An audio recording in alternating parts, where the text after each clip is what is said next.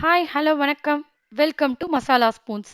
இந்த வீடியோல புதுசா சமைக்க கத்துக்கிட்டவங்க கூட ரொம்ப சுலபமா வைக்கக்கூடிய ஒரு மிளகு ரசம் எப்படி செய்யறதுன்னு பார்க்கலாம். Masala spoons. முதல்ல ஒரு பவுல்ல ஒரு மீடியம் சைஸ் எலுமிச்சைப்பழ அளவுக்கு புளி எடுத்து கொஞ்சமா தண்ணி சேர்த்து ஒரு 15 நிமிஷம் நல்லா ஊற வச்சுக்கலாம். இப்போ இதுல ஒரு மீடியம் சைஸ் தக்காளியை நாலா கட் பண்ணி சேர்த்துக்கோங்க.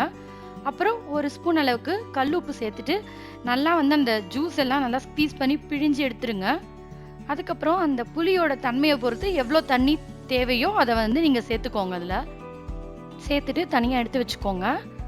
இப்போ ரசத்துக்கு தேவையான ஒரு மசாலா ரெடி பண்ணிக்கலாம். ஒரு சின்ன உரலில் 1 டீஸ்பூன் மிளகு, 1.5 டீஸ்பூன் சீரகம், இது ரெண்டும் சேர்த்துட்டு நல்லா இடிச்சுக்கோங்க. எவ்வளோ முடியுதோ அவ்வளோ பவுடர் ஆக்கிக்கோங்க நல்லா. இப்போ இதில் ஒரு 5லேருந்து 6 பல் பூண்டு சேர்த்துக்கலாம். சேர்த்துட்டு தோலோடவே சேர்த்துக்கோங்க. அப்போ தான் வாசனை சூப்பராக இருக்கும். நல்லா இடித்து எடுத்துக்கலாம். இந்த மாதிரி நீங்கள் வேணும்னா ஒரு சின்ன மிக்சி ஜாரில் கூட சேர்த்து அரைச்சி எடுத்துக்கலாம். ஆனால் கையில் இந்த மாதிரி இடித்து சேர்த்தா தான் வாசனை சூப்பராக இருக்கும். மிளகு பற்றின சில இன்ட்ரெஸ்டிங்கான விஷயம். மிளகு கிட்டத்தட்ட 4000 வருஷத்துக்கும் அதிகமாக நம்ம சமையல் அதுக்கப்புறம் மருத்துவத்துலேயும் பயன்படுறதா சொல்கிறாங்க. அது மட்டும் இல்லைங்க, யூஎஸில் அதிகமாக விற்கக்கூடிய ஒரு ஸ்பைசஸ்னால் அது மிளகு தானா. ஏன்னா அவங்களுடைய உணவில் அவங்க காரத்துக்காக அதிகமாக மிளகு தான் யூஸ் பண்ணுவாங்களாம். இப்போ ஒரு கடாயில் 1 டீஸ்பூன் எண்ணெய் சேர்த்துக்கோங்க. எப்பவுமே ரசத்துக்கு எண்ணெய் கம்மியாக தான் இருக்கணும்.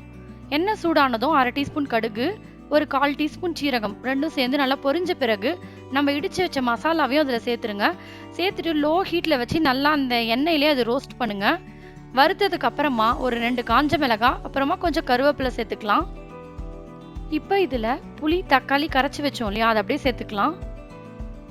சேர்த்துட்டு நல்லா கலந்து விட்டுடுங்க. இப்போ இதில் ஒரு 1/4 டீஸ்பூன் அளவுக்கு மஞ்சத்தூள் சேர்த்துட்டு நல்லா மிக்ஸ் பண்ணிடுங்க.